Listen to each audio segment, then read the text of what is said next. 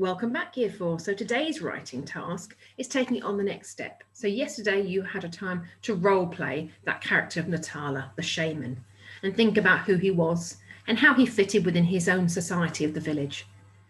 So your first job today is to use the image of Natala that is attached on Padlet, and around his picture write down everything you know about him from the book, from your role play activity from yesterday. So everything you know. So pause the video and go and do that so you've got everything ready, because that will help you when you're planning. Okay, so you should have had a go at doing that now. So now we move on to the next step.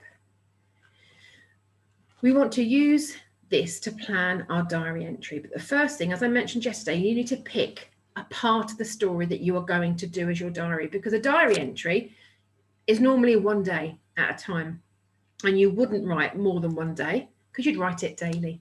So I want you to think about one day in the life of this shaman, of Natala in the book, and maybe pick one where things change slightly. It's going to be interesting for you. So your first step is to write down in chronological order, so that's the order the events happened, the things that happened on that day. You might want to leave some space in between each one so you can add things to it. Okay, so you just need to write down the key events that happened on that day.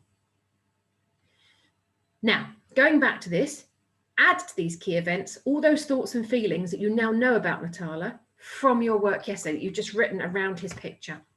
And they may change as the day goes on, especially the feelings and where he's seen within his society.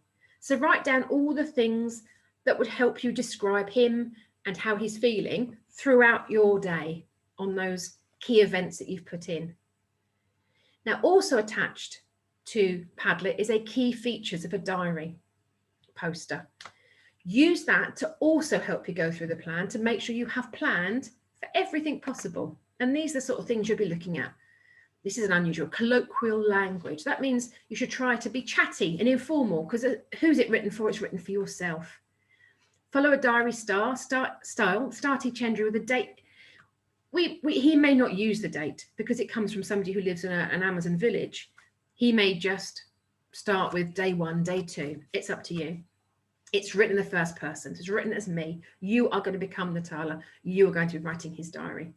Chronological order we've talked about, and we planned for chronological order.